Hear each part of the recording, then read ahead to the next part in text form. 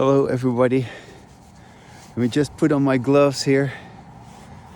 Then we're going on a little bicycle ride on Christmas Day. It is relatively cold, but I can handle it, and it actually feels really good because I'm having a cold, and being outside gives me some relief. Actually, it doesn't feel as bad as it did last night. Last night I was coughing and sneezing and having also a sore throat, but now it feels already quite a bit better. Anyway, I want to talk with you about something which I have not addressed before, and I want to. It is Christmas, okay? Everybody knows that, and yeah. So I was raised in a Catholic family, and of course, a big part of my problem was already from a very early age my inability to actually believe what I was told. Really, literally, I wasn't able to believe it. I just could not believe it. You know, as a boy, I was, let's say, for instance, I was catching a fish, you know, sitting at the waterside with a little fishing rod. And maybe sometimes I caught a fish, but most of the time I didn't catch anything. And and then you have the story of the Bible. You may have heard of this, you know, all these miracles. And like there was some sort of what was it? There was some kind of a marriage party or something somewhere, and there was not enough to eat. But of course they were fervently believing and praying and all that. And then all of a sudden, I don't know, there was bread raining from the sky or something like that. and there was only one fish or so, and then all of a sudden, miraculously, there was all these fish for everybody to eat. and wine was all of a sudden, I don't know, plenty available. I don't know how it happened. Some miracle happened. The miracle of this particular marriage party or something. All of a sudden everybody was able to eat. And of course you can say, oh yeah, symbolic and this and that. But no, when I was a little kid, you were told in the church that this is true.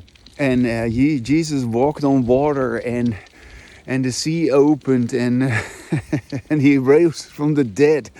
And I was just a little kid, but I already could not believe what I was hearing, because I had already seen a dead fish or a dead bird, and there's no way in which that creature was come back alive. And that is the same is true for human beings. And then later on, actually also quite early on, because my dad, he was telling us a lot. He in my family it was emphasized a lot, the horrors of the Second World War.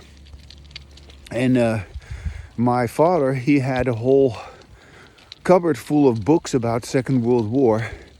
And so yeah, I was already as a kid looking in these books and seeing all these pictures of stacks and stacks of corpses and emaciated people in concentration camps. And yeah, I was already as a kid seeing all this and wondering like, wow, what is going on here that people are doing this, and why has God not prevented it? Yeah, God is everywhere. God can see everything. You cannot hide anything from God.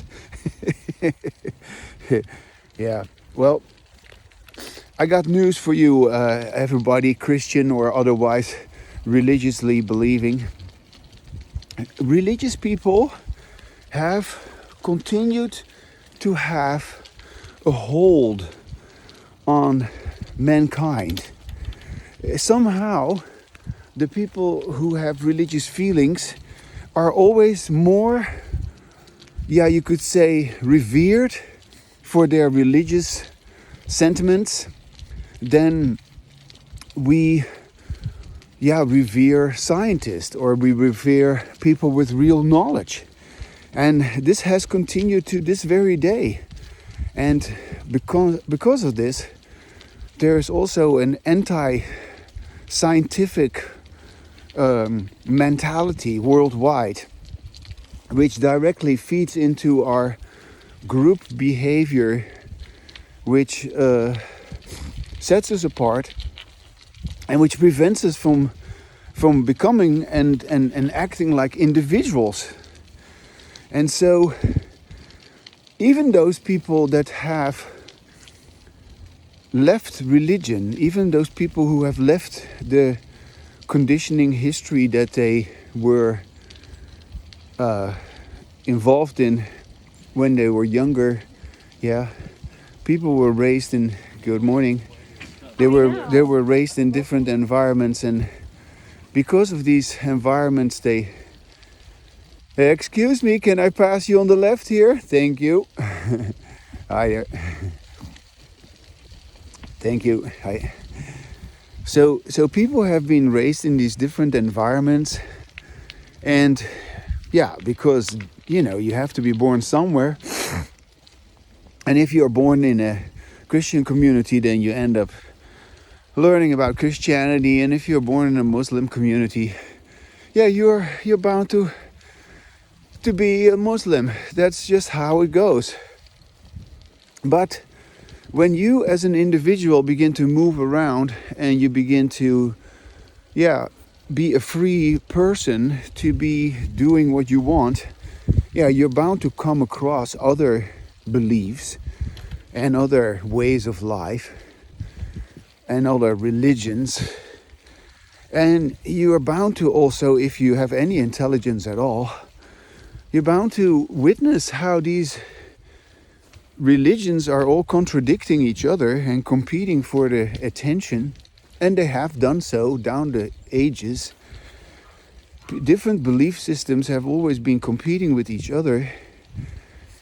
But when it comes to you as an individual, you're not competing with any other individual because you are just enough to yourself.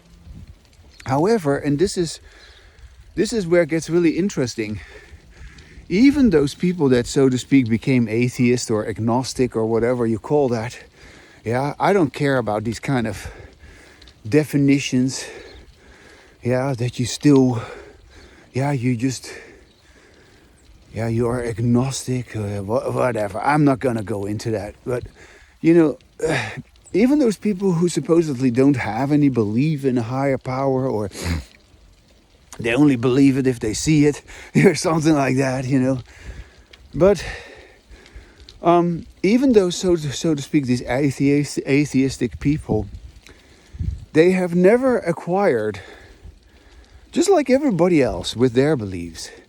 So in that sense, the non-believers are equally trapped than the believers. The non-believers are equally trapped by as the believers are trapped by their disembodied language. And this is why religion and superstition, which of course also goes on in the name of secularism, yeah. So even people who do not believe, they still have all sorts of superstitions, which they never ever get out of. Why?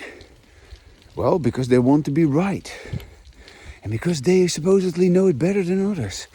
And they have certain feelings, certain experiences which prove to them that they have found what is true. And have they? No, because they continue with disembodied language.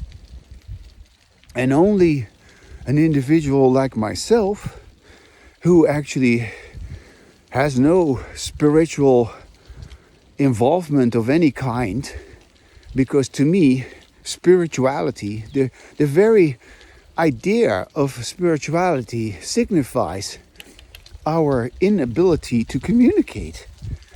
And once we know how to communicate, once we know how to have embodied language, there's nothing left of spirituality. There's no...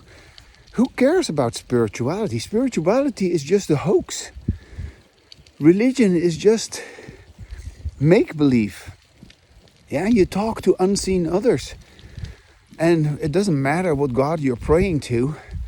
It's just all fancy stuff. Whereas if you have embodied language, then you have real human interaction. Yeah. And so in this video, I hope to make it clear that you have maybe left behind your religion, and maybe people sometimes are doubting about their religion, which is of course natural, because how can you not be doubtful about all the nonsense that you have been told? If you have any intelligence, you doubt, because how can it be true, all this crap that you have been basically force-fed? Yeah, because this is another aspect about it. They were not asking you whether you liked it or not, or whether you were agreeing with it or not. No, you were punished if you didn't do as you were told. You were basically made afraid, to be without whatever the conditioning history is that you were raised in. Do you get that? Do you get that? That you were made afraid of not anymore having the conditioning history that you were raised in. And that is what made you adhere to your conditioning history. It was all based on fear. Yeah. And of course you can cover it up with beautiful words and with wonderful ceremonies. But at the end of the day, people are just afraid to be individuals, simply stated. And if you really become an individual, there's just no way around it. There has to be a way of talking which fits with your individual experience, and only your individual experience.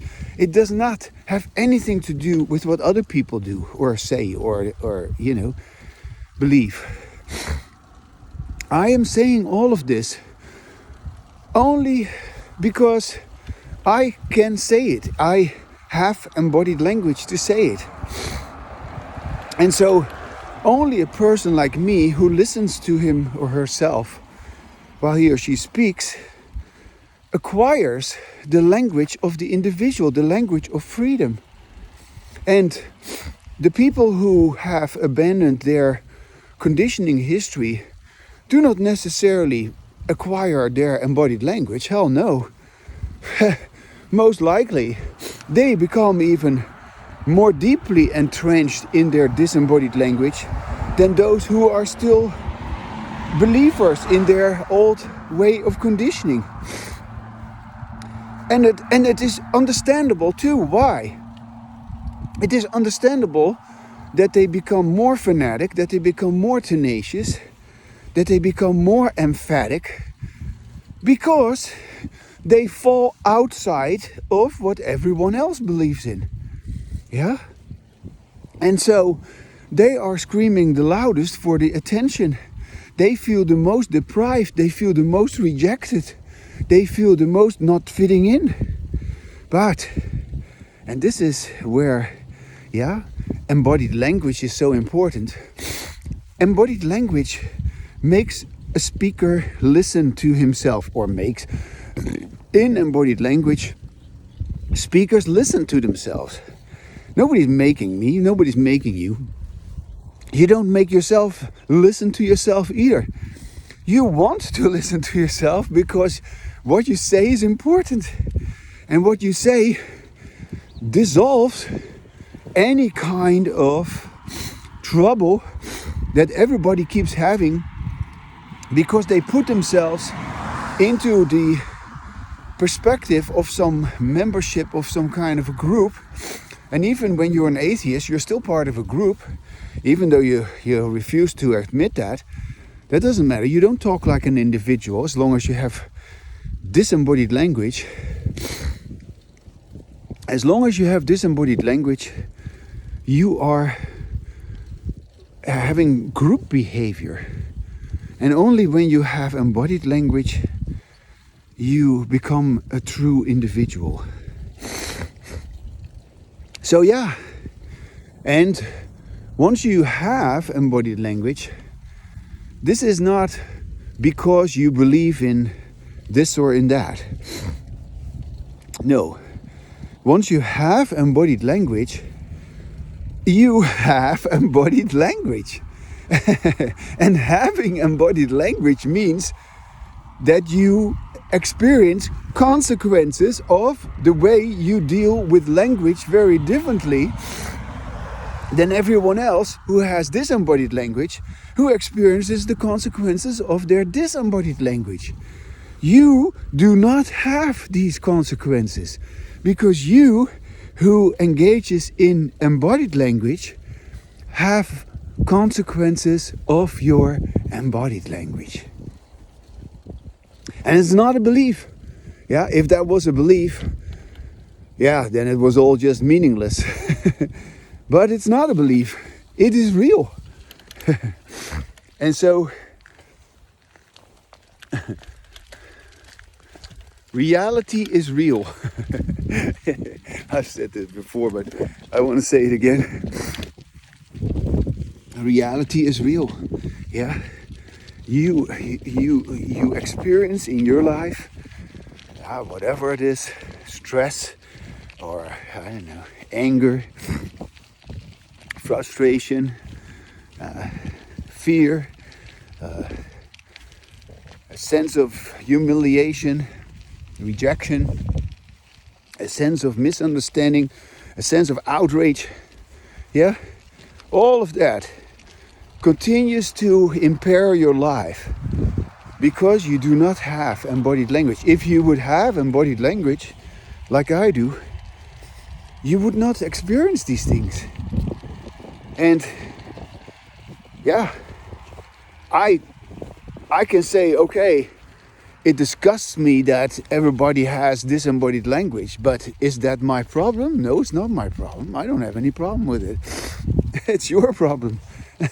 It's the problem of everybody that has disembodied language, not mine.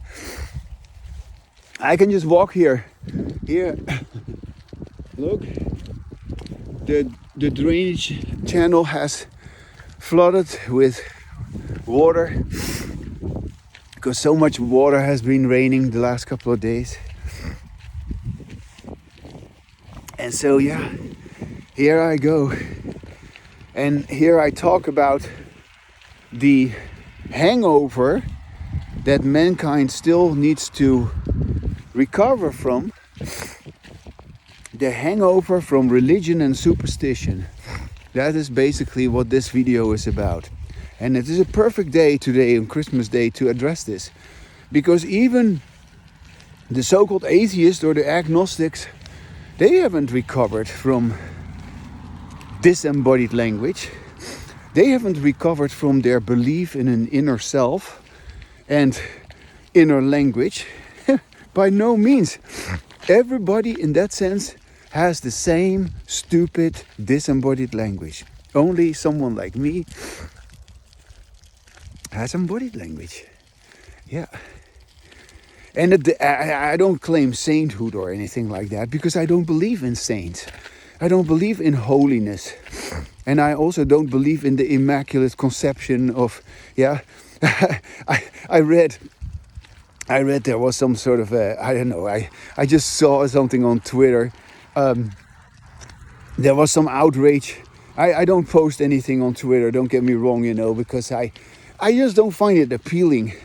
I rather talk with myself like this. But on Twitter, I just read somebody who had commented on an article that was in the Wall Street Journal. In the Wall Street Journal, of course, the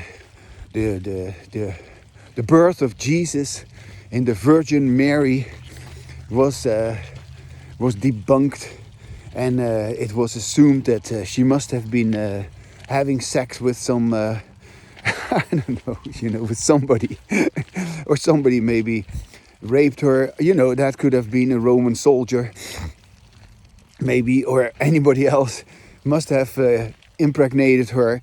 Because, that's how it works. Can we just say that? Oh, it was so offensive that they put that in that the Wall Street Journal on Christmas Day. Oh, yeah. Okay, well, it is indeed interesting that the Wall Street Journal would never ever publish anything of this kind of criticism about Islam. Yeah, that is interesting. Yeah, no, they have a free, they have a free card to criticize Christianity, but not the so-called religion of peace. Yeah, which of course is equally nonsensical as Christianity or Judaism, for that matter. I mean, yeah. No, I have no beef I have no beef with it. No, people have beef with each other in the same belief system. As an individual, I just stand alone, and I can talk like this. I have embodied language, and yes, I'm a non-believer. But as a non-believer, I have embodied language instead of everybody else who has disembodied language. Yeah. So that makes a big difference. Yeah.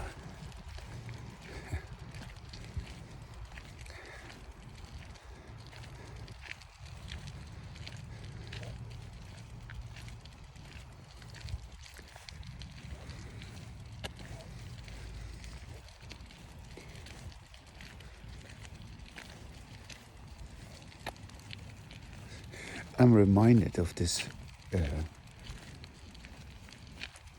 conversation that I had with people in which we would both experience, or even with a whole group, we would experience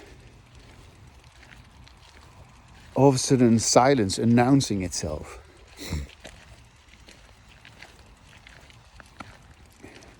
And it announced itself in the same way now as it does. Yeah, back then when I was trying to reach out to other people, but I'm no longer doing that. It's so interesting that I am doing exactly what I back then believe would not do. I reject everybody. I believed I was always so accepting, and of course that goes right along with my training in psychology. Yeah, you get training in psychology to be empathic and to have unconditional positive regard. I don't have any unconditional positive regard. If anything, I only have very, very, very conditional positive regard. Yeah. So you only get my embodied language. You only get to experience my embodied language on a video like this. Or if you have the courage and the honesty, and the perseverance, if you have the integrity, if you have the intelligence and the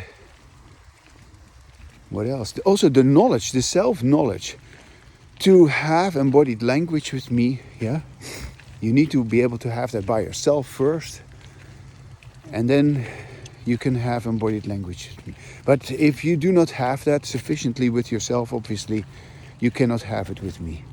And I will still reject you, even though I may initially get along with it, even though I initially am happy to talk with you, because of course I'm always happy to have embodied language with anybody who shows that they want to have it. But you showing to me that you want to have it is not enough. You need to have it. And I don't care about your intent. I care about whether you do what it takes, And by doing what it takes, yeah, you must reject your behavioral history wholeheartedly, yeah. If you are going to really switch from disembodied language to embodied language, you cannot hang on to any kind of belief. And that's what you keep doing with your disembodied language. You keep hanging on to all sorts of beliefs, even though you may have rejected your religious belief. And so I cannot accept that, because it is not embodied language. And yes, there is, of course, the reality also. There's the reality of, religion, the reality of politics, by which I mean to say there are of course religions, yeah, these religions are there, people have these beliefs, and the political proclivities of people are also real, yeah. People feel very strongly that we should do this or that politically. But even though I would say we have to reject religion, because religion doesn't have anything to do with reality, yeah. And politics also doesn't have anything to do with reality, as long as we keep engaging in disembodied language. However, and this is where things becomes really tricky. Look, reality is undeniable, yeah? You can deny it all you want with your beliefs, but reality is still there. And it is still waiting there for you to address it correctly with your language, of course. So, there is this issue about the reality that has not yet been addressed.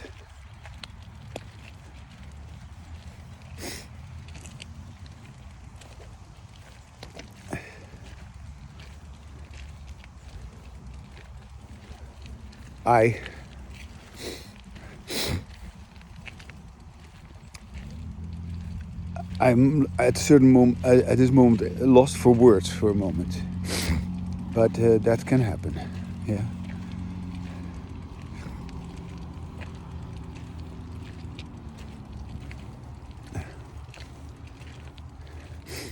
Oh yeah, I got it. This is what I wanted to say. Reality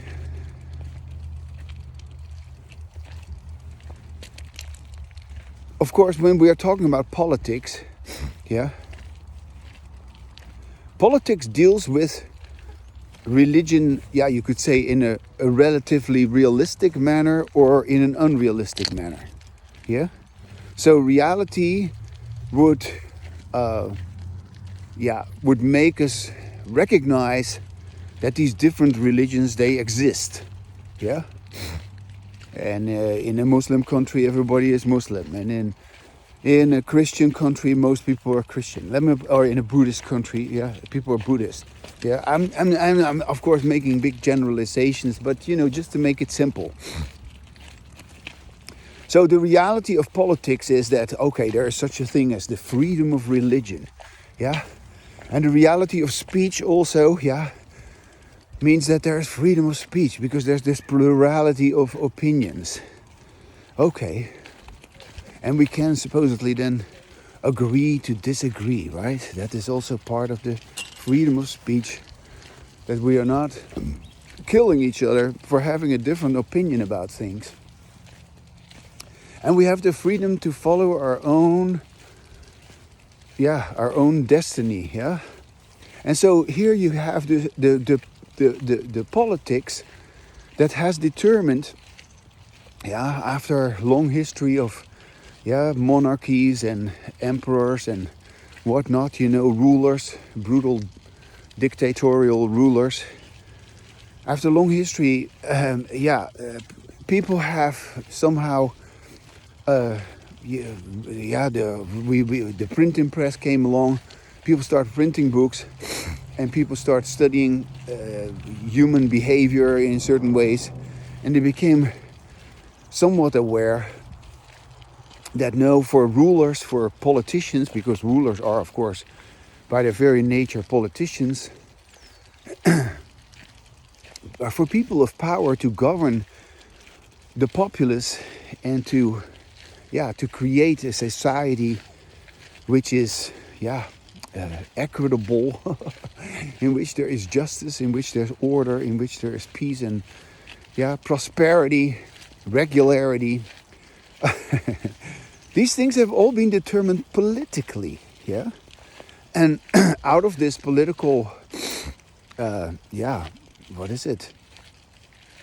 political behavior, people have at some point began to decide, like, no, when the Pilgrims, when they came to America, they were still under King George, from England. But once in America, they said, no, we're not doing that anymore. We're not owing anything to these people there in England, regardless of who they are. And so America set itself apart from the world of European monarchies and so forth, the royalty and the people who ruled by divine right, which was also kind of like religion and politics together. And in America, a new society was created, and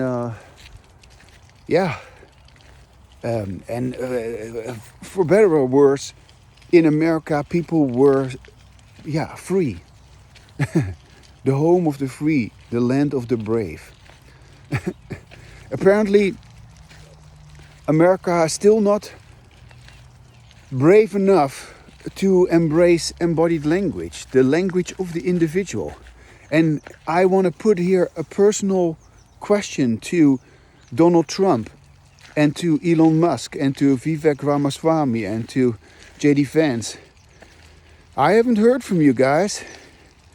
When am I going to hear from you? If we are to have a society in which individuals are free, then we need to have embodied language. And yet, no Republican, no conservative has come to me and said, yes, Maximus, this is absolutely right. This is what we need to promote as Republicans and as conservatives. But no, what do the conservatives and the Republicans promote? They promote Christianity. They want people to go back to God. It's not going to happen. Absolutely not. And to the extent that it is not going to happen, there's going to be a reaction, just like there's reactions in atheists. All atheists are reacting towards their previous suppressed way of life, because they have all been abused, basically. We've all been abused in the name of our disembodied language. We don't realize this, that we all carry trauma from our conditioning history with disembodied language. And so, because of this reactivity, we are very strongly inclined, once we have left behind our conditioning history, so to speak, even though here in America you see this, I mean, the whole of America's society is based on that.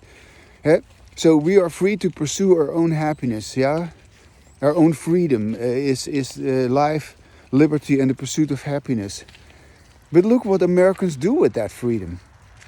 They don't have embodied language. No, they pursue all kinds of nonsense. and they're totally enslaved by their own habits. And they behave actually very stupidly.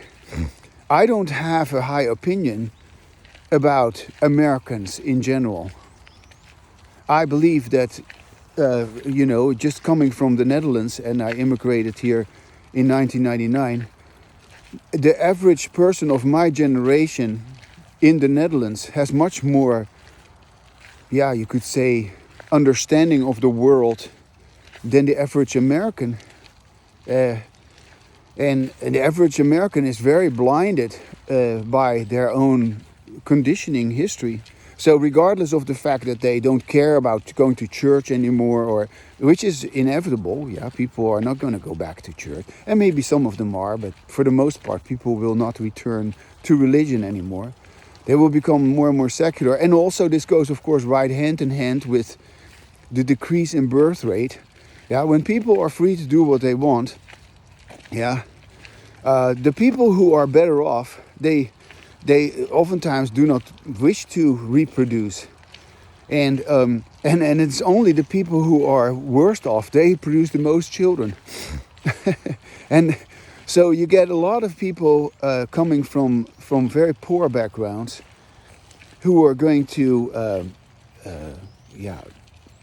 change the demographics of our country.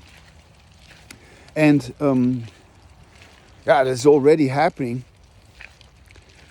But there's nothing wrong in being an individual and choosing, like I did with my wife. Yeah, we chose not to have children, and I hear Elon Musk talks about this, and others talk about it as well. That we need to have more children, and obviously it is a huge problem that certain populations have incredible high birth rate, and other populations, like, they don't.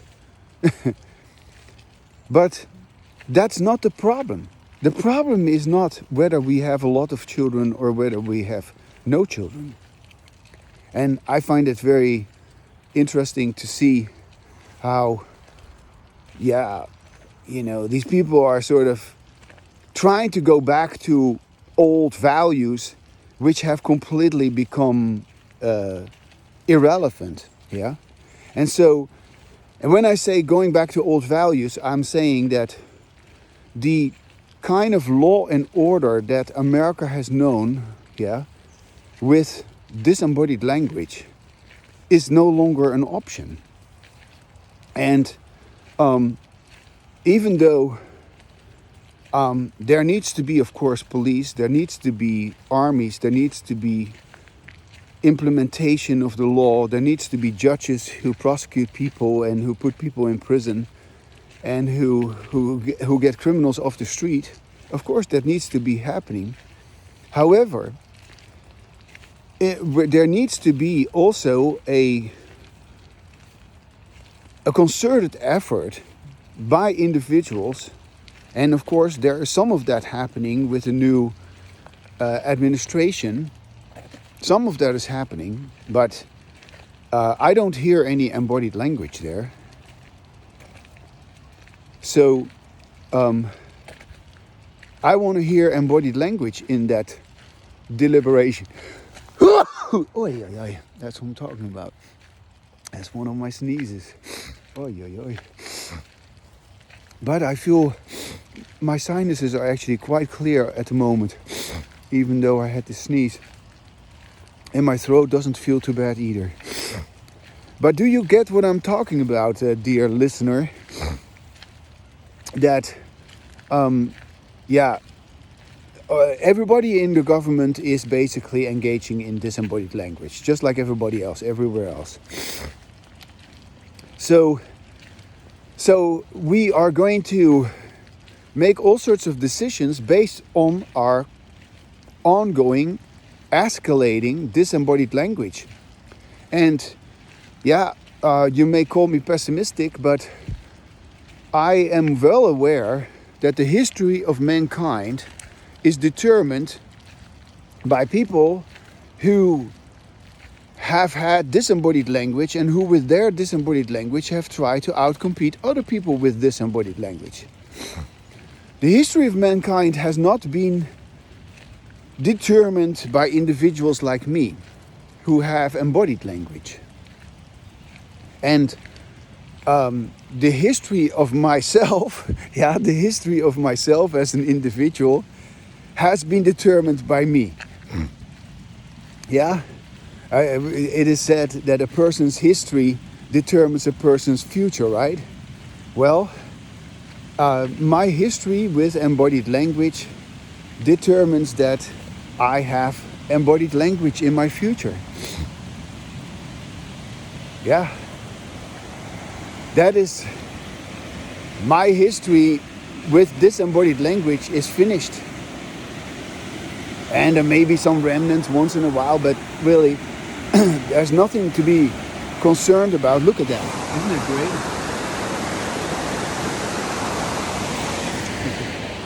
There's lots of rainwater coming down here.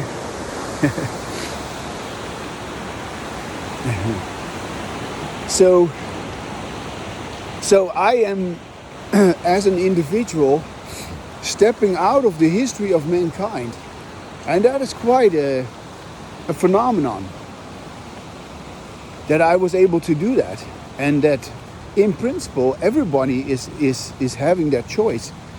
Or having that opportunity to do that. And I know that for most of you, that opportunity is missed.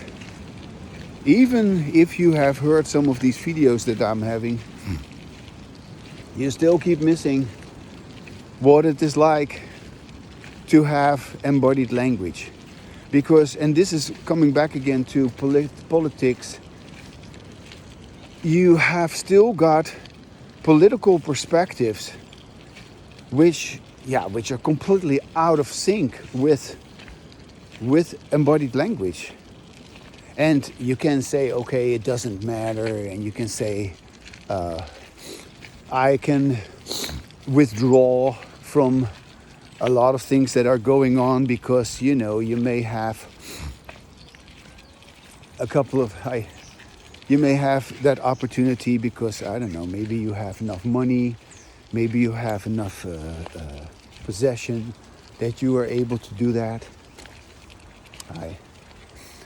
But that doesn't mean that you are clear-headed about this. And clear-headed is just perhaps the wrong expression, but it doesn't mean that you have reasoned it through that a government which is in favor of the individual ought to be in favor of the language of the individual. And it is a contradictory way of governing if on the one hand we are in favor of the freedom of the individual, and yet with our disembodied language we are condemning the freedom of the individual. And this is the reason why I make this video, because I am just really so disgusted by people who claim to have this sort of religious authority, because that is what people do with their religious, spiritual sense of who they believe to be. They always act as if they know better than other people, and they always act as if they're superior to other people, and they always put people down for their wonderful beliefs. And they all feel so special, they all feel so chosen, they all feel so entitled, they all feel so, you could say, narcissistic. Yeah, and yet they all engage in the same disembodied language. And yes, they can put up an act, and yes, they can sound nice, and they can be polite, and they can be, I don't know, they squirm and they squeak, and they do all kinds of things to, I don't know, make other people know how good they are and how well they mean. But none of this is part of embodied language. As a matter of fact, someone like me who has embodied language doesn't give a shit about anybody. Yeah? And I was once working with a person who was also a Republican, and I was having a very, very brief conversation with him because he was a very, what would I say, a very standoffish kind of person, but at the same time also somebody who was clearly hurt and who was unwilling to even talk about anything personal. But in any case, I asked him the question. I said, so what does it mean to you to be a Republican? He says it means three things. leave me the fuck alone, leave me the fuck alone, and leave me the fuck alone. And I just had to laugh about that. I thought it was so cute. But really, I couldn't agree more. Yeah. So, yeah. Uh,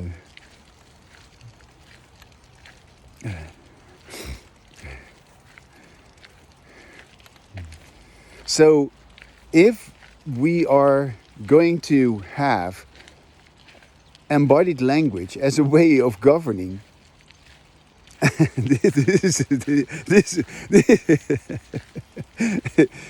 then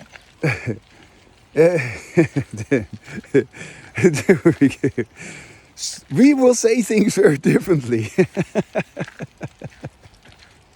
Yeah, yeah.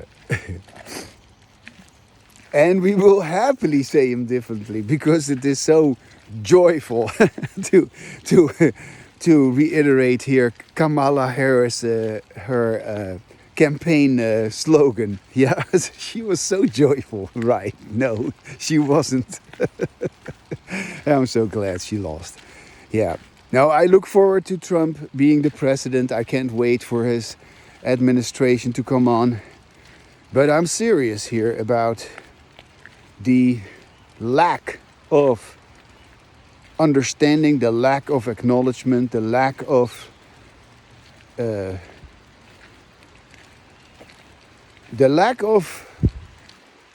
honesty and academic sincerity that I have experienced as an academic, that people are not willing to acknowledge that there are these two different ways of talking.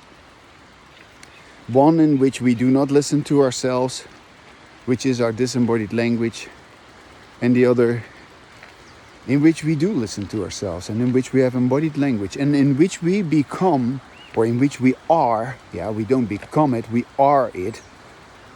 The moment you have embodied language, you are an individual.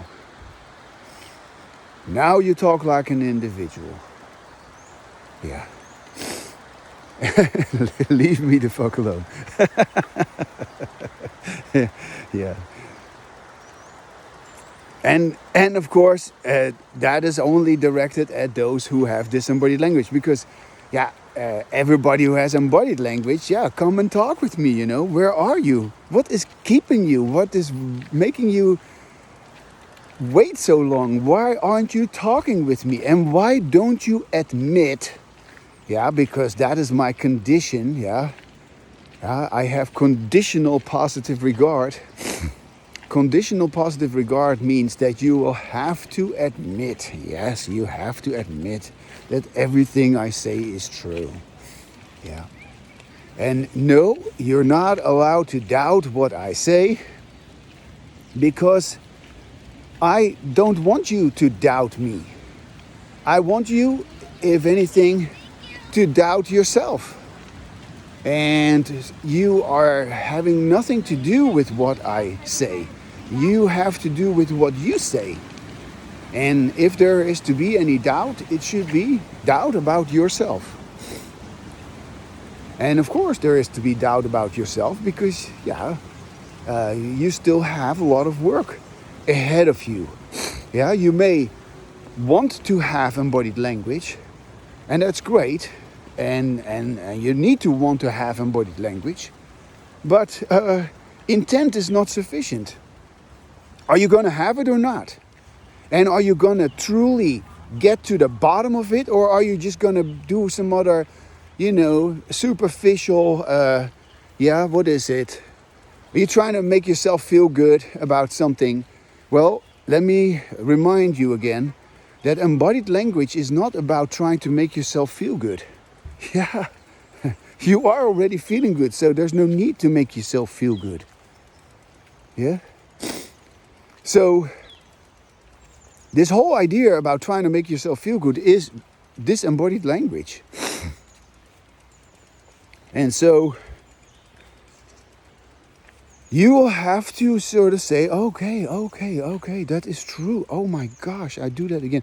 All right, so I cannot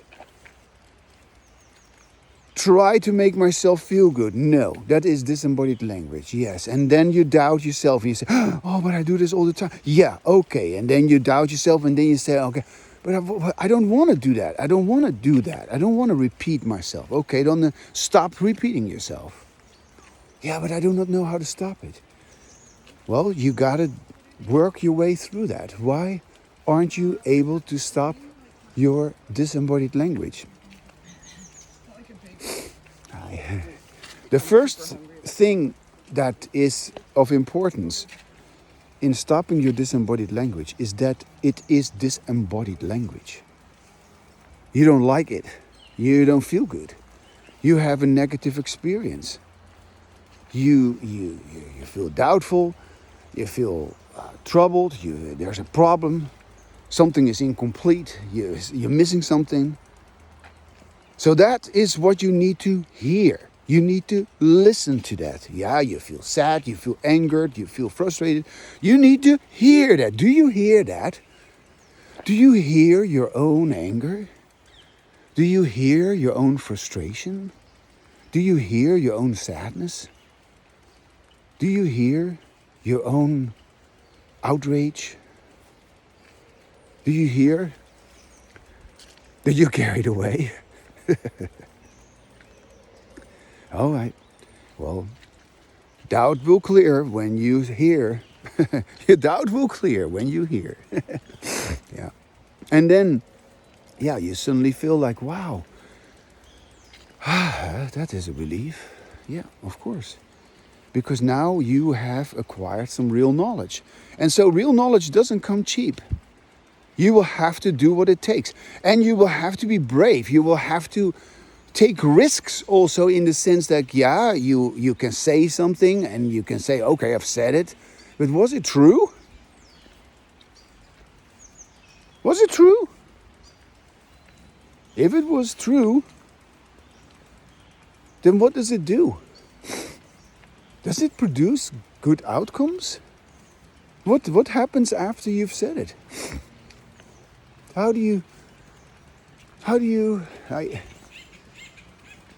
go on after you've said what you've said? What do you create with your language? Has it resulted in what you want? I can say that with my disembodied language, I had wanted all kinds of things. Yeah, I've wanted to change the world. Yeah. And did it result in what I wanted? No. It didn't. And I'm the one who's trying to get everybody to have embodied language. Yes, exactly. So I've had to say like, no, I cannot go on like this. And here I am. And it just feels great. I have no shame. And yeah, the outcomes of what I say here is, I know what the outcomes are.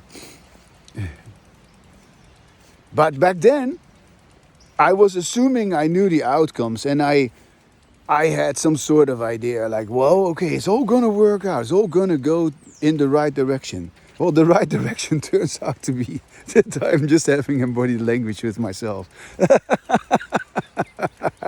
And seldom, if ever, with somebody else.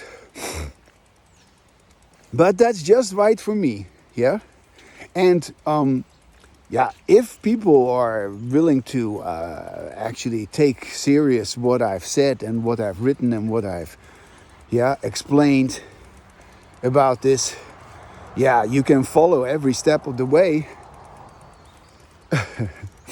That there's no religion involved here, yeah. And modern human beings, if society is going to move beyond their superstitions, whether it's here in the United States or anywhere else, if a society is going to exist in which people are, yeah, you could say, as individuals free, yeah, there cannot be any longer any religion. And it's not because religion is banned. No, it's because it is just, we have the conversation, yeah? When we have the conversation which we wanted to happen, we rejoice that we have found peace. Yeah. And yeah, we have, of course, ways of saying things, but yeah, I mean, of course, you can say like, oh yeah, an open heart, but what the hell is an open heart? Open heart surgery or something? No, an open heart.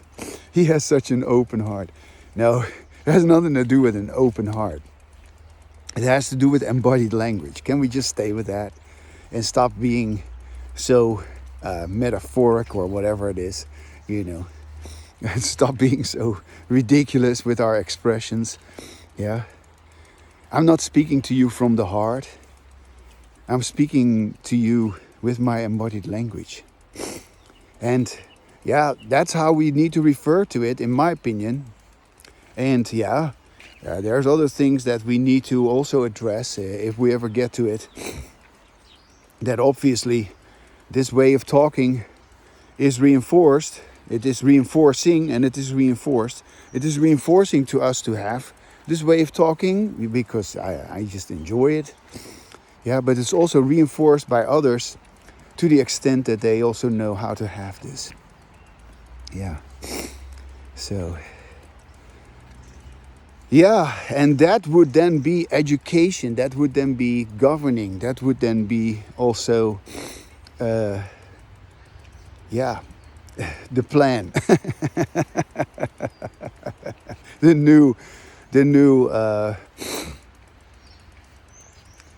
new way of life, yeah, where we as individuals are all responsible and accountable, because I am responsible and accountable.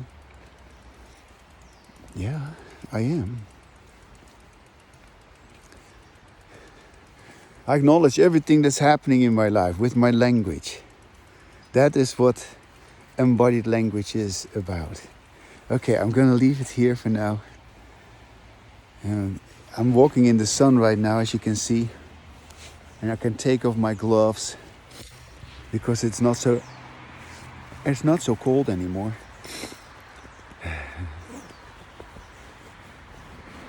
Oop, it's actually quite warm with this hat on my head.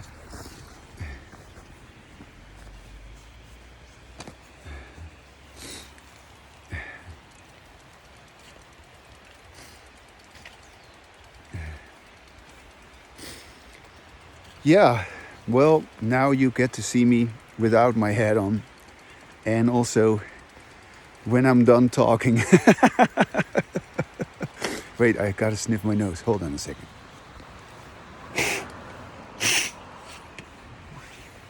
Of course, I didn't take any tissue with me because I don't mind doing it like that. My wife always hates that, but I don't do it when I'm with her.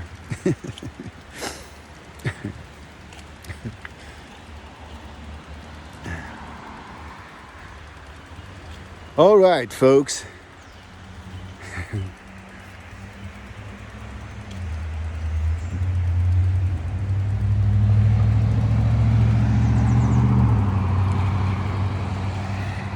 I'm now, sorry, I still want to say some things.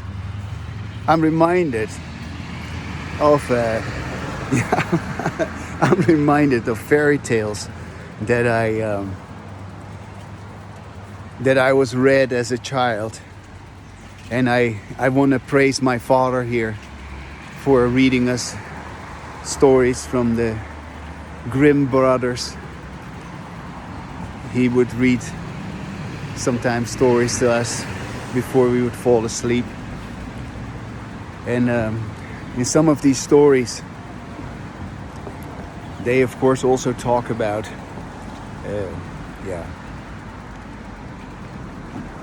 about how, yeah, you could say people were dealing with behavior. And later on, as I became a little bit older, I also read some books myself about, yeah, you could say, saints and seers and people who supposedly were wise. And I was interested in philosophical literature of people who supposedly knew what was going on. And yeah, there's been a long lineage of people who who said they knew. And yet also all of these people, just like all the atheist people and all the agnostic people, all these people, they have just all inadvertently engaged in disembodied language.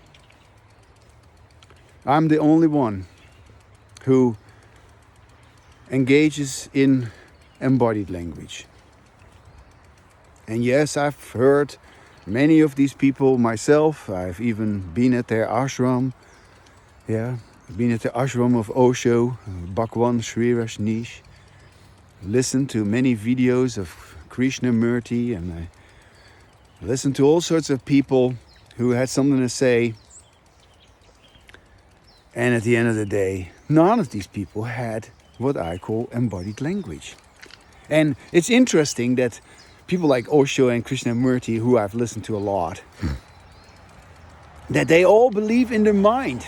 They all talk about inner language, which is a complete fallacy. It's just ludicrous that these people are revered to by so many people as wise people, and yet they all talk as if we have inner language. And there is no inner language. There never was any inner language. It's just so stupid that they didn't talk about that. Yeah. There's no mind. A mind is just a fabrication of our disembodied language.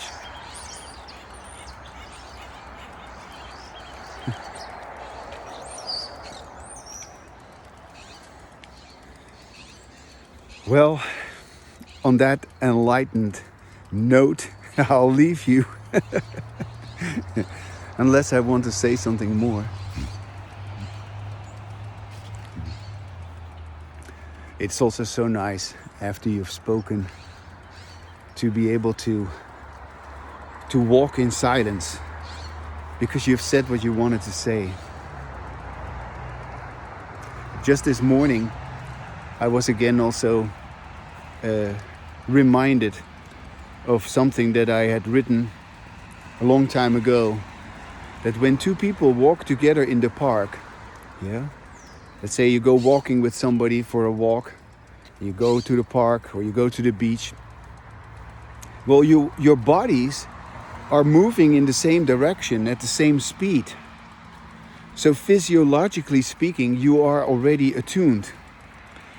And it is under those circumstances that a conversation is more likely to be productive, because non-verbally you are already in agreement, and the verbal agreement is more likely to be possible. Isn't that interesting? We are bipedal creatures, yeah. We walk on 2 feet. And people have done pilgrimages. People went on a pilgrimage, yeah, to walk somewhere. Or they have walked also in a procession together, yeah, walking in the same direction, listening to the same music. These have been the ways in which people have tried to sort of just come together. And there's nothing wrong in it, but it hasn't resulted in embodied language. And embodied language can only occur when we as individuals speak with ourselves and listen to ourselves and speak with each other in the same way as we speak with ourselves. Yeah. And when I say walk in silence, I mean, of course, walk with the awareness that there is no inner language. That there never was any inner language. And that there is, even at this very moment for me, I noticed that because that is what signifies the wonderful feeling that I'm having. Why is it so remarkable? It is so remarkable because it is such a stark contrast with everything else that happens. And everything else that happens is, of course, based on the belief in inner language. There really isn't. And yeah.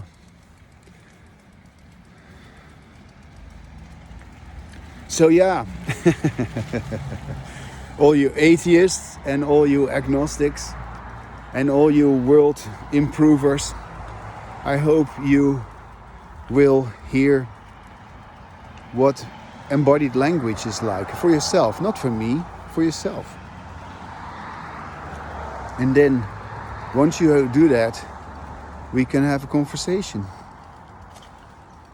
And that should be a great day when that happens. And who knows? Hi there. Merry Christmas. Hi. Merry Christmas. That should be a great day for us. And who knows?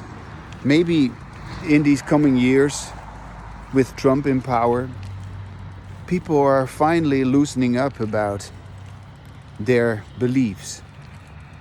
And when I say loosening up about their beliefs, I of course talk about their beliefs in disembodied language, because let's make no mistake, you go on with your disembodied language because you believe it matters. Yeah, you believe it is important, and that belief is a fantasy.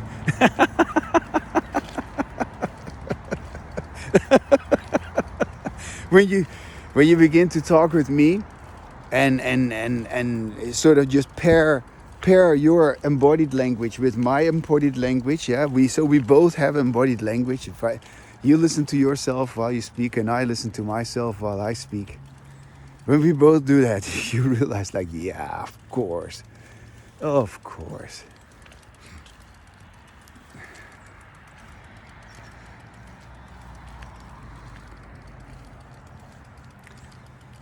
Your belief was false. And embodied language is not a belief.